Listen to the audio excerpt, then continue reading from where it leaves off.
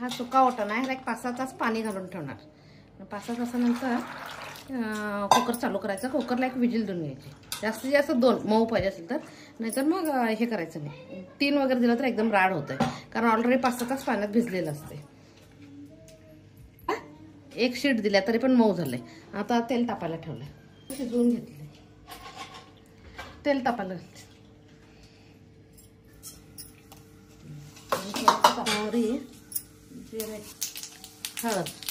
हळद ऑप्शनल आहे, पण मी कंपल्सरी घालते कारण अँटीबायोटिक जास्त असते म्हणून शक्यतो सगळ्याच वापरते.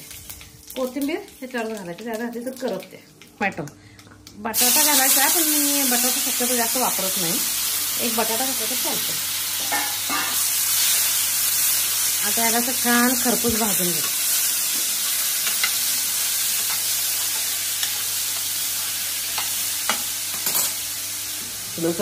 हिंग पावडर,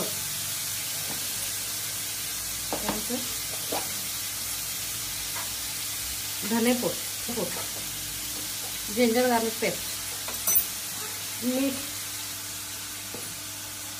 तिखट आपल्या बेतानं घालायचं. तिखट मीठचा अंदाज सांगायला येत नाही, कारण प्रत्येकाच्या घरी वेगळं असतं. भाजून घ्यायचं.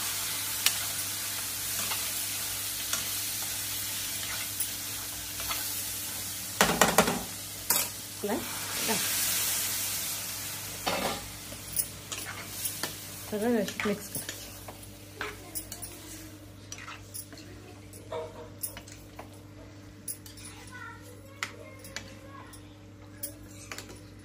जर आता ह्याच्यात अजून म्हणजे माझं करेक्ट झालंय पाणी, जर एकदम सुकं वाटलं आणि पाणी पाहिजे असेल तर पाणी घालायचं नाही, दूध घालायचं. टेस्ट होते. जर करेक्ट नसेल वाटलं तर, आणि दूध नसेल तर मग पाणी गरम करून घालायला पाहिजे. गार पाणी चालत नाही, लगेच टेस्ट बदलते. शक्यतो दूध घालायचं जर कमी वाटायला तर. माझं तर करेक्ट आहे करी एवढी, मला दुसरं काही घालायची गरजच नाही. आता मी आज उसळ आणि मसाला डोसा असं माझं बेतं. पीठ किती छान असं फसफसून वरलं. जर आपलं करेक्ट झालं असेल डाळ तांदूळ घालणं किंवा रुबवणं, तरच पीठ असं फसफसून वरायचं. ह्याचे बबल्स दिसले म्हणजे पीठ करेक्ट असं समजायचं. ह्यातलं तर किती पाहिजे तेवढं पीठ काढून घेऊन त्याच्यात मीठ आणि किंचित एवढीशी साखर घालायची. हिंग घालतो एवढी, म्हणजे क्रिस्पी होतात. हे झालं. आता गॅस बंद करते. आता डोसे घालायला चालू करते.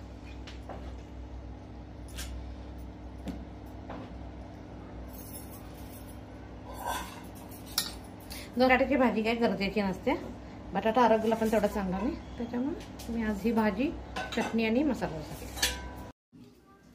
आता भाजी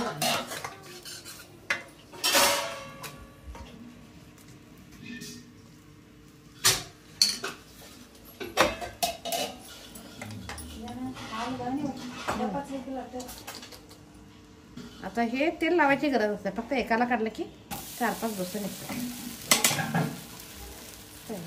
आणि